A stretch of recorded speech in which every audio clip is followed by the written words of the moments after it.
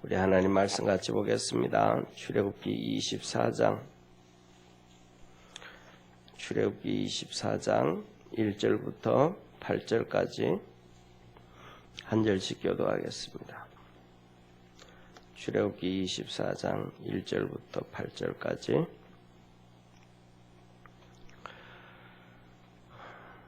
또 모세에게 이르되 너는 아론과 나답과 아비후와 이스라엘 장로 70인과 함께 여호와께로 올라와 멀리서 경배하고 너 모세만 여호와에게 가까이 나오고 그들은 가까이 나오지 말며 백성은 너와 함께 올라오지 말지니라. 모세가 와서 여호와의 모든 말씀과 모든 율례를 백성에게 고하매 그들이 한 소리로 응답하여 가로되 여호와의 명하신 모든 말씀을 우리가 준행하리이다.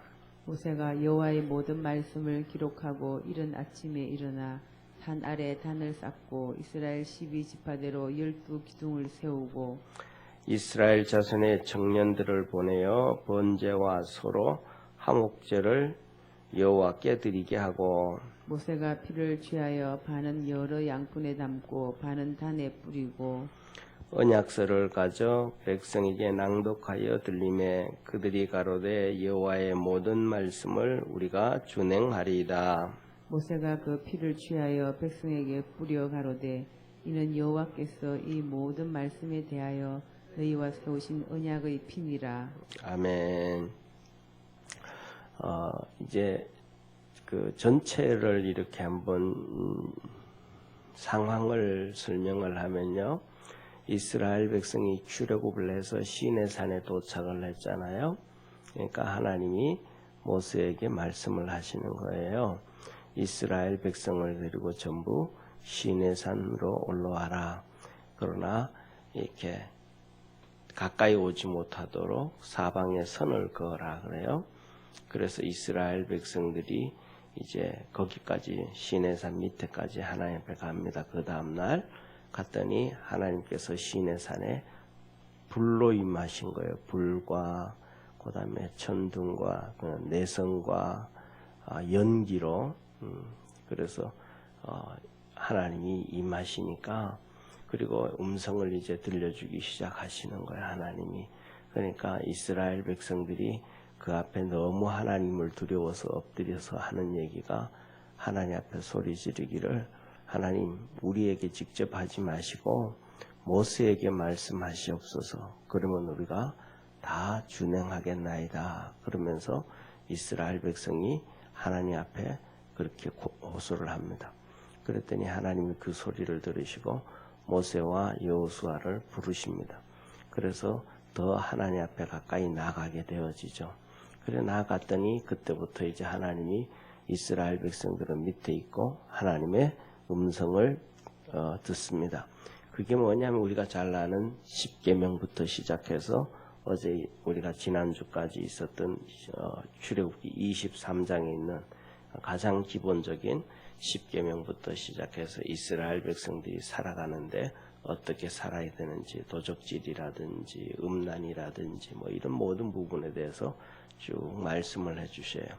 그리고는 오늘 이제 그 말씀을 다 끝내고 오늘 하나님이 하시는 말씀이 너 이제 내려가서 그 얘기하고 그 다음에 이제 다시 올라와라. 다시 올라오라 그래요.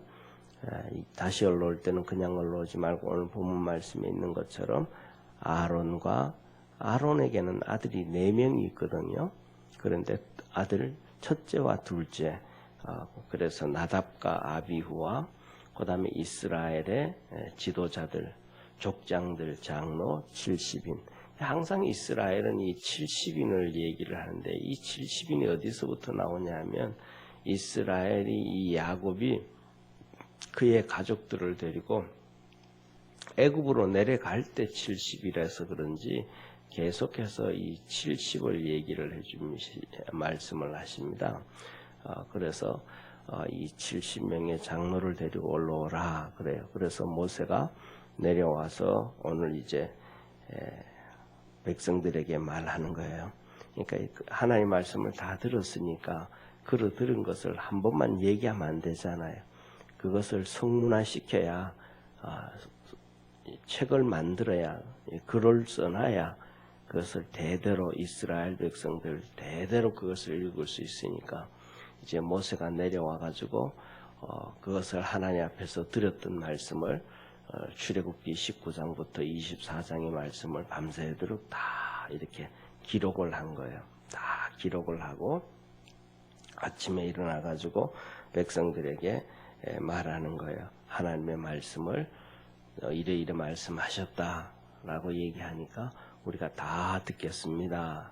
그렇게 얘기를 하고 그 다음에 이제 여기서 보면 중요한 것이 우리가 성경을 읽다 보면 하나님이 항상 이런 말씀을 하셔요.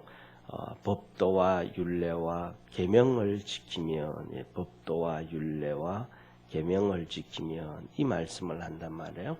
그런데 오늘 여기서 말씀을 하신 것 중에 하나는 십계명과 그 다음에 이 시민법이라고 하는 생활법들을 주로 얘기했는데 이 규례에 대해서는 말씀을 안 했단 말이에요. 오늘 그래서 규례에 대해서 말씀을 안 하셨으니까 모세도 지금은 뭐냐면 제사장도 없고 그런 상황이에요. 왜?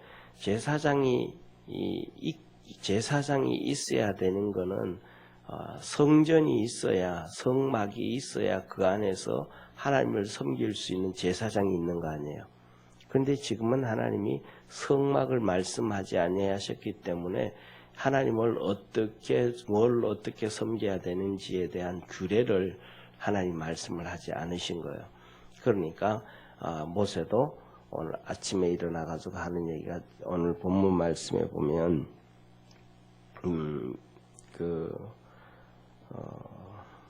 몇 절이냐 하면 이 5절이죠. 5절. 이스라엘 자손의 청년들을 보내어 번제와 소로 화목제를 여호와께 드리게 하고 소를 가지고 번제와 화목제를 드리는데 이들을 이제 청년을 시키는 거예요. 제사장들이 해야 되는 건데 청년을 왜? 이때는 아직 제사장들의 제도가 없고 하나님이 말씀하지 않으셨으니까. 그리고 이제 이렇게 해서 올라가서 하나님 앞에서 이제 성전에 대한 것을 하늘나라 성전 모세가 하나님 나라의 성전을 보게 됩니다. 하나님이 계신 그 성전을 보게 됩니다. 그 하늘나라의 성전을 보게 되고 그 성전을 근거로 해가지고 하나님이 모세야 너가 가서 성막을 지을 때는 이렇게 지어라 하면서 이제 그 크기와 모양과 그것들을 그림자로 하늘나라 성전의 그림자로 이렇게 성막을 다 가르쳐 줍니다.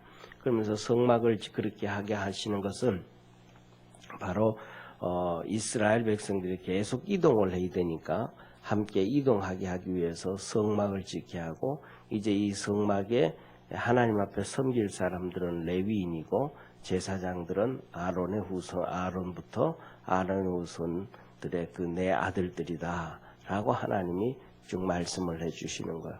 여기서도 우리가 보면서는 그래요. 뭐냐면 하나님께서 모세를 부르셨는데 모세의 아들들에게 제사장을 맡기지 아니하시고 아론과 그 아들들에게 제사장을 맡기셨단 말이에요. 근데 그것에 대해서도 왜 그랬을까? 그거는 우리가 왜 그러셨나 이런저런 것은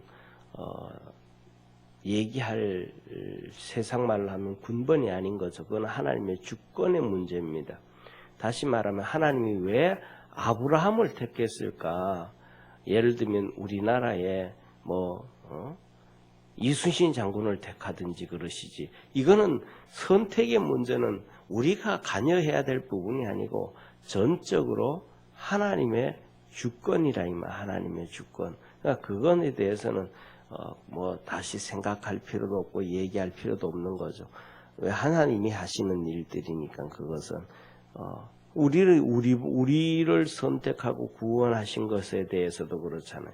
하나님 왜 나를 선택하고 나를 왜 구원해 주셨고 하나님이 자녀 세웠을까? 그 이유 아세요? 그냥 하나님이 우리를 사랑하셨다라는 것만 알지 근거에 대해서는 모르잖아요. 그죠? 똑같은 거죠. 그러니까 그거에 대해서는 그런 거에 대해서는 우리가 생각하고 하나님 앞에 따져보고 알아봐야 될 부분과 그렇지 않아야 될 부분은 분명히 존재한다라는 것을 기억하고, 그래서 이 모세가 이제 그 밤에 내려와서 기록을 다 하고 난 다음에 오늘 본 말씀 4절에 그러죠. 이제 아침 일찍 일어나서 단을 쌓고 하나님 앞에 예배 드려야 되니까 단을 쌓고, 그 다음에 이스라엘 12지파가 있으니까 12지파의 기둥을 세우고, 그 다음에 두 가지 제사를 드립니다. 하나는 번제와 화목제예요. 번제와 화목제. 이 번제는 가장 보편적인 것이 번제일 수 있는 거예요.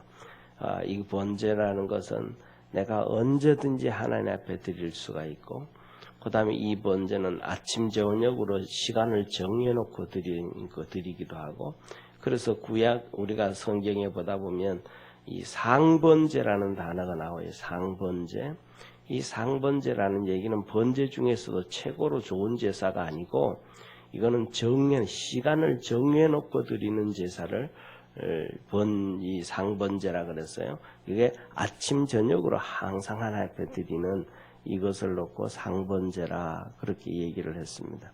그래서 이 모든 하나님 앞에 드리는 예배의 종류 중에서 가장 기본이고 가장 귀한 것이고 가장 중심에 있는 게 바로 이 번제예요.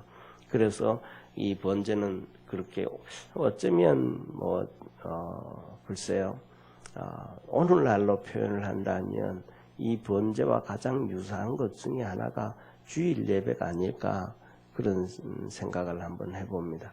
그리고 그 다음에 이제 우리가 아는 것은 소제라는 것은 헌신의 예배예요. 헌신의 예배예요. 소제 같은 경우에는 오늘날 얘기하면 이 소제와 비슷한 예배는 예를 들면 남년도의 여전대 헌신 예배, 그 다음에 또 임직직 예배, 그러니까 장로 장립을 한다든지 안수집사 안수식을 한다든지 권사 취임식을 한다든지 이런 것들이 소제에 가깝게 가까운 거고, 그 다음에 이제 우리가 화목제다라고 얘기하는 것은 특별히 화목제 같은 경우에는 우리가 가정에서 이렇게 생일을 맞아서 예배를 드리든지 결혼 기념일을 맞춰서 예배를 드리든지 아니면 한갑이든지 칠순이든지 이러한 특별한 절기, 그 다음에 또 우리 나라로 얘기를 하면 광복절이라든지 제헌절이라든지 이런 하나님이 주신 특별한 축복의 절기 있잖아요, 그죠? 이러한 축복의 절기를 때 예배 드리는 것. 요새는 다 없어졌죠. 저 어릴 때만 해도 3.1절 감사 예배 드렸고, 그 다음에 6.25 때도 예배 드렸고, 8.15 때도 감사 예배 드렸고, 그런데 이게 정말 그때 우리 선배 목사님들이 그런 것을 하신 것에 대해서 저는 후배 목사로서 못하지만은 존경을 하고 정말 잘하신 것이고, 어느 순간부터 그런 것들이 이제 이 일 때문에 일자리 직업이 쉬지를 못하고 계속 그렇게 이제 맞벌이가 되어지고 이러다 보니까 점점 그런 것들이 없어졌는데, 그런 것을 그냥 자연스럽게 없어져 버린 오늘날 우리 시대의 목사들과 성도들이 하나님 앞에서는 참 안 좋은 것 중에 하나다, 저는 그렇게 생각을 합니다.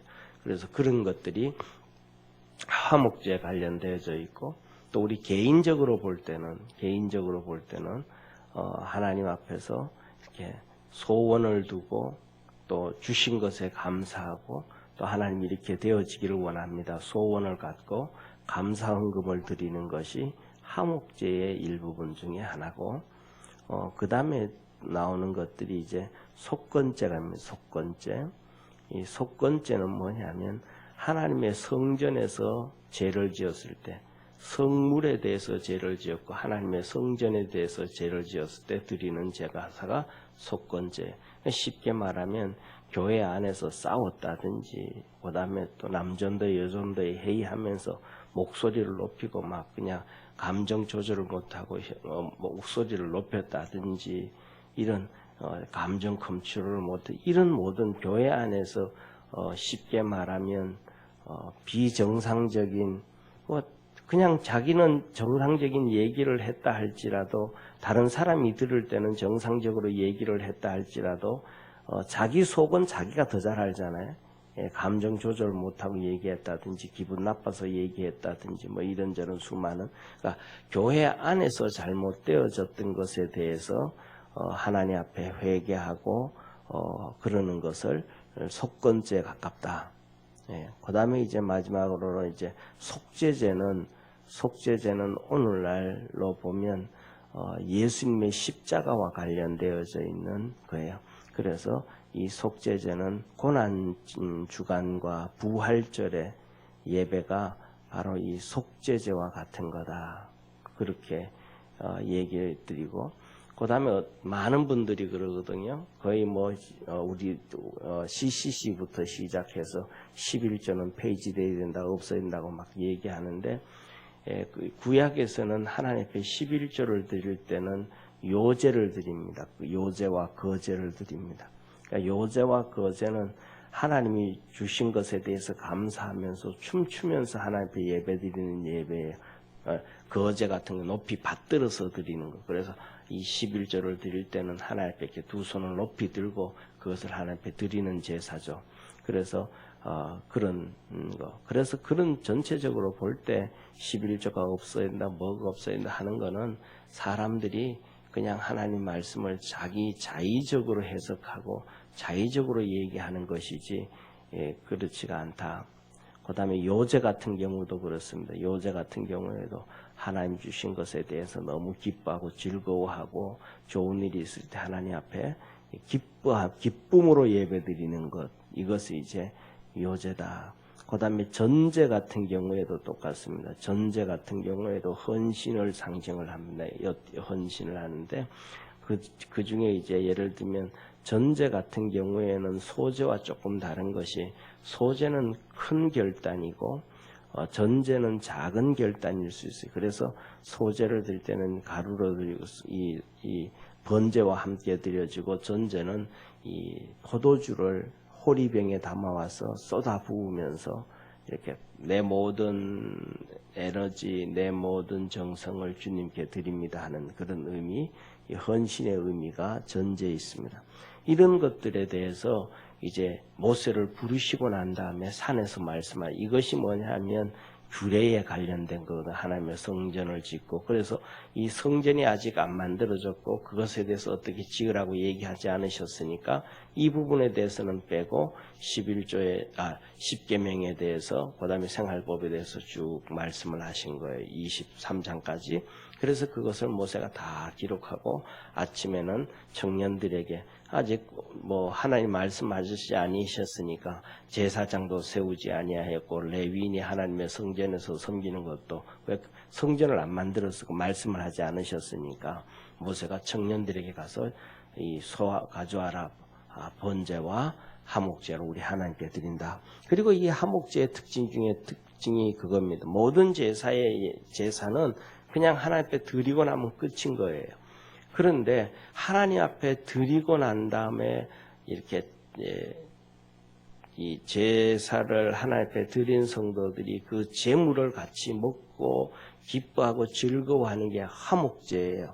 이 번제 같은 경우는 짐승을 태워버리니까 아예 없잖아요, 그죠? 그런데 이 하목제는 가지고 와서 짐승을 잡고 난 다음에 이 피를 이 양푼이에 바게스에 담는 거예요. 피를 담고 그리고 그것을 이제 다 각을 떼 가지고 큰 가마솥에 이렇게 삶아요. 큰 가마솥에 이게 이제 하목제는 번제로 태워서 드리는 거 아니고 이렇게 삶아서 하나님 앞에 예배를 드리고 그다음에 그 예배를 그 집도했던 제사장이 삼지창을 가지고 삼지창 같이 생긴 거 가지고 아주 큰 가마솥에 소 한 마리를 한번 가마솥에서 끓인다고 한번 생각을 해보세요. 얼마나 가마솥이 커야 되겠어요. 그러니까 거기에 각을 떼서 있는데 그 중에 이제 창을 이렇게 푹 찔러서 찍혀서 올라오는 첫 번째 올라오는 게 제사장 몫이에요. 제사장 몫이에요. 그러니까 이게 가마솥에 이렇게 찍어서 올라오는 게 어떤 부위가 올라올지를 모르는 거예요. 그냥 하나님의 은혜예요. 그냥 하나님이 주시는 대로 먹는다 그러는 거예요. 그런데 우리가 잘 아는 것처럼 나중에 보면 사사시대에 이 엘리 제사장이 있잖아요. 홈리와 비느하스. 이 두 아들은 하나님 앞에 이 화목제를 드리면서도 그렇게 하지 않는 거예요. 쉽게 말하면 이 제일 처음에는 그렇게 하다가 나중에는 자기가 원치 아니하는 맛없는 부위가 올라오면 안 되잖아요.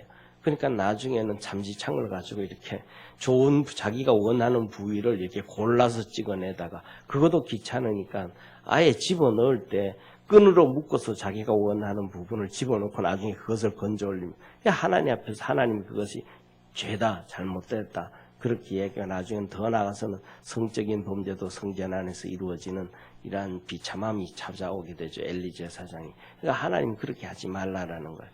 그래서 제사장 몫이 올라오고 난 다음에는 나머지는 그것 가지고 제사 드렸던 가족들, 그 다음에 뭐 동네 사람들과 함께 했으면 동네 사람들, 그 다음에 우리로 얘기하면 광복절처럼 6월절처럼 국민들 전체가 기쁜 날 같으면 그때는 이렇게 한 마리 하는 게 아니고 왕이 쉽게 말하면 뭐 수십 마리, 수백 마리를 내놓고 나라에서도 그렇게 해가지고 번제를 드려가지고 예루살렘에 사는 사람들 또 하나님 앞에 나왔던 사람들 모든 백성들이 그 고기를 먹고 이렇게 그래서 우리가 잘 알죠. 다윗 시대에 보면 이 명절의 절기 때 그렇게 하고 다윗이 백성들에게 또 선물을 막 다 나눠주고 합니다. 이게 뭐냐 하면 이 구약의 이러한 것을 그대로 흉내내는 게 북한 김일성이가 흉내를 낸 거예요. 명절 되어져 막 백성들한테 선물 하나씩 주고 뭐하고 하는 것들 이런 것들이 그래서 김일성이는 북한에 있은 이 주체 사상은 주체 사상이 아니고 사실은 김일성 종교입니다. 김일성 종교. 그래서 김일성이가 메시아라 그래요. 태양신이라 그래요. 그래서 북한에 있는 태양궁전이라 그러잖아요. 이 신적인 존재. 성경에서 나오는 이런 것들을 다 그냥 뽐따 가지고 가져가고 그다음에 구약에 나오는 옛날에 나오는 이 태양신을 섬겼던 종교에서 나온 그 방법들을 그대로 북한의 김일성이가 가지고 시작을 합니다. 그래서 그런 부분들이 있어서 그런 부분들이 있는데 우리가 화목제는 이런 것다라고 이 말씀을 드렸습니다. 그래서 이제 모세가 청년들에게 그렇게 제사를 지내게 하고 난 다음에 하나님 앞에서 이제 이 자기가 밤새도록 썼던 것을 다시 백성들에게 일러주죠. 10계명부터. 그것을 다 읽어줬더니 이스라엘 백성이 한 소리로 똑같이 말합니다. 우리가 이 말씀대로 살겠습니다. 이 말씀대로 살겠습니다. 그래서 성경에 보면 3절에 이렇게 한번 말씀합니다. 한번 3절 한번 같이 보겠습니다. 같이 읽습니다. 시작. 모세가 와서 여호와의 모든 말씀과 그 모든 율례를 백성에게 고하매 그들이 한 소리로 응답하여 가로되 여호와의 명하신 모든 말씀을 우리가 준행하리이다. 산에 내려와서 모세가 얘기를 했더니 우리 다 듣겠습니다. 다 듣겠습니다. 그렇게 다 지키겠습니다. 그렇게 약속을 합니다. 그리고 그 다음에 이제 그 다음 날이 된 거예요. 밤새도록 다시 쓰고 이제는 이렇게 하나님 앞에 화목제를 드리고 번제를 드리고 그리고 난 다음에 간밤에 기록했던 성경을 다시 낭독을 하는 거예요. 7절 우리 한번 같이 읽습니다. 7절 언약서를 가져 백성에 낭독하여 들림에 그들이 가로되 여호와의 모든 말씀을 우리가 준행하리이다. 그래서 밤새도록 기록한 그것을 뭐라 그러냐면 언약서라 그랬다. 언약서라. 이 언약서. 그래서 이 출애굽기 19장부터 시작해서 10계명부터 시작해서 23장까지 기록된 그것을 언약서라고 특별히 붙였다 이 말. 그래서 이렇게 시작되어지면서부터 시작해서 모세 오경이 기록되어지기 시작을 하는 거예요. 그래서 이것을 다 읽었더니 백성들이 우리 다 준행하겠습니다. 그랬단 말이에요. 그래서 그리고 그를 다 얘기하고 나니까 모세가 이제 지키겠습니다 하니까 선언을 한 거예요. 그 선언이 8절이 한번 같이 읽습니다. 시작. 모세가 그 피를 취하여 백성에게 뿌려 가로되 이는 여호와께서 이 모든 말씀에 대하여 너희와 세우신 언약의 피니라. 그러면서 이 바게스의 번제와 그다음에 화목제를 드리기 위해서 소의 피를 받았던, 그래서 하나님 앞에 번제를 드릴 때도 그냥 소를 잡을 때도 양을 잡을 때도 가장 고통 없이 잡는 거예요. 그것이 뭐냐 하면 여기에 목 있는데 여기에 동맥을 자르는 거예요. 그럼 여기 동맥을 이렇게 딱 자르거나 여기에 칼로 이렇게 푹 찌르면 여기에 동맥이 찢겨나면 그때 찌르는 순간 이 짐승들이 죽지를 않아요. 그러니까 푹 찌르는 순간 살아있기 때문에 심장이 계속 퍽퍽퍽 움직입니다. 그래서 이 동맥을 통해 가지고 피가 그냥 이렇게 심장이 퍽퍽 움직이는 것처럼 팍팍 이렇게 쏟아져 나옵니다. 피가. 그럼 그 바게스의 피를 이렇게 다 받는 거예요. 그래서 이제 그렇게 되어지면 이제 그냥 곧 이렇게 가장 고통이 적게 빨리 죽게 되어지죠. 그래서 그 받았던 피를 가지고 똑같은 거예요. 그래서 뭐냐 하면 쉽게 말하면 예를 들면 이렇게 고층에서 뛰어내리는 사람들이 있잖아요. 살기 너무 힘들다면서 고층에서 뛰어내리는 사람들이 뛰어내리고 나면 그 바닥에 피가 흥건한 거예요. 왜? 떨어졌는데도 이렇게 안 죽어 심장이 퍽퍽하기 때문에 이렇게 튀어나오는 거예요. 자동차 사고가 나도 그렇고. 그런데 뛰어내렸는데 높은 층에서 뛰어내렸는데 바닥에 피가 없다라는 얘기는 뛰어내린 게 아니고 누가 집어 던진 거예요. 다른 데서 죽여가지고 시신을 가져서 뛰어 던진 거예요. 왜? 그러니까 이제 그 다음에는 심장이 안 뛰면 피가 바깥으로 안 나오거든요. 심장이 안 뛰면 피가 바깥으로 안 나오니까 위에서 집어 던져도 살이 깨어지고 팔이 부러지고 다리가 부러져도 피가 안 나오는 거예요. 그래서 이렇게 성경에서는 항상 이렇게 가장 짐승 하나 앞에 번제를 드릴 때도 잡을 때도 가장 고통 없이 그 피를 받아가지고 그 피를 뿌리는 거예요. 그래서 모세가 그것을 피를 뿌리면서 이것은 언약의 피다. 하나님과 우리 사이에 세운 언약의 피다. 이 언약의 피라는 얘기는 무슨 말이냐 하면 지키면 생명을 얻는 것이고 어기면 죽는 거라는 거예요. 그래서 레위기 17장에 보면 생명은 피에 있느니라 그랬거든요. 생명은 피에 있느니라. 그러니까 지키면 언약의 피로는 세우신 것은 지키면 너가 살게 되고 복을 받게 되어지고 어기면 죽는다 그래요. 그래서 이것을 지금 짐승의 피로 세웠잖아요. 짐승의 피로. 그래서 이 짐승의 피로 세웠는데 우리 성경을 한번 두 군데만 찾고 끝내도록 하겠습니다. 레위기 31장을 한번 보시죠. 레위기가 아니고 예레미야 31장입니다.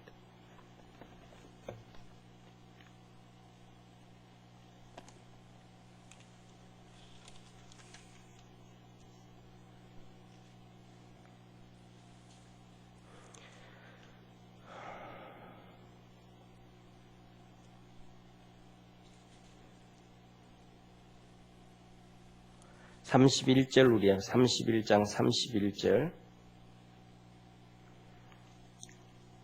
예레미야 31장 31절 다 찾으셨어요? 예레미야 31장 31절 우리 한번 같이 읽습니다. 시작. 나 여호와가 말하노라. 보라, 날이 이르리니 내가 이스라엘 집과 유다 집에 새 언약을 세우리라. 새 언약을 하나님이 세운다. 이 예레미야를 통해 예레미야서를 통해서 북이스라엘이 벌써 140년 전에 망했고 그다음에 남쪽 유다가 바벨론에 의해서 이제 완전히 망해져 버리는 거예요. 이때 주셨던 메시지가 내가 이스라엘과 유다 집에 새 언약을 세우리라. 이스라엘 집은 북이스라엘을 얘기하는 것이라고 볼 수 있고 유다는 남쪽 유다를 볼 수 있는데 새 언약을 베푸리라. 그러면 피의 언약, 짐승의 피의 언약 말고 새 언약이 무엇인가? 하나님이 무슨 언약을 세우려고 하시는 것인가? 그럴 때 우리가 잘 아는 것처럼 누가복음을 이제 한번 보겠습니다.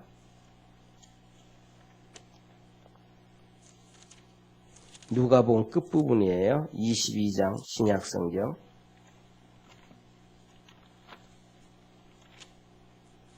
누가복음 22장 20절 같이 한번 읽겠습니다. 누가복음 22장 20절 같이 읽습니다. 저녁 먹은 후에 잔도 이와 같이 하여 가라사대 이 잔은 내 피로 세우는 새 언약이니 곧 너희를 위하여 붓는 것이라. 예수님이 새 언약을 베푸셨다. 그래서 이 새 언약은 예수님의 피로 세우신 것이 새 언약. 그리고 옛 언약은 모세와 함께 짐승의 피로, 소의 피로 세우신 언약이 옛 언약. 피의 언약은 똑같은데 구약은 옛 언약은 짐승의 피로, 소의 피로 세웠던 것이고, 그리고 이제 이것으로 인해 가지고는 도저히 안 되겠다. 그래서 북이스라엘이 망하고 남쪽 유다가 망한 다음에 망할 때 하나님께서 예레미야를 통해서 이제 내가 새 언약을 행하시겠다. 유다와 이스라엘 집에 새 언약을 행하시겠다 말씀을 하시고, 이제 예수님이 십자가에 못 박히기 전날 밤 이스라엘 백성들에게 제자들에게 성찬식을 하면서 이것은 내가 너희를 위하여 세우는 새 언약이다. 내 피로 예수님의 피로 세우는 언약이다. 라고 그렇게 말씀을 해주셨습니다. 이렇게 하고 이제 모세가 시내산에 올라가서 이제 성전과 그 다음에 제사장 규례와 제사 규례와 이런 것들을 하나님께 받아서 내려옵니다. 이것을 이제 앞으로 같이 새벽 시간에 하나님의 은혜 받도록 하겠습니다. 기도드리겠습니다. 전능하신 하나님 아버지, 우리 모든 믿음의 성도들이 하나님의 말씀 안에서 승리하게 하시고 하나님 말씀 붙잡고 거룩해지며 정결해지며 하나님의 뜻을 이루며 사는 복된 성도들 되게 하옵시고 하나님이 주시는 그 은총 안에서 평안하고 또 복을 받고 강건해지는 역사가 삶 속에 있게 하여 주옵소서. 복 주시는 주님께 또 은혜 베푸시는 주님께 감사와 영광을 돌리옵고 예수님의 이름으로 기도드립니다. 아멘. 하늘에 계신 우리 아버지여, 이름이 거룩히 여김을 받으시오며 나라에 임하옵시며 뜻이 하늘에서 이룬 것 같이 땅에서도 이루어지리다. 오늘날 우리에게 일용할 양식을 주옵시고 우리가 우리에게 죄진 자를 사하여 준 것 같이 우리 죄를 사하여 주옵시고 우리를 시험에 들게 하지 마옵시며 다만 악에서 구하옵소서. 대개 나라와 건세와 영광이 아버지께 영원히 있사옵나이다. 아멘.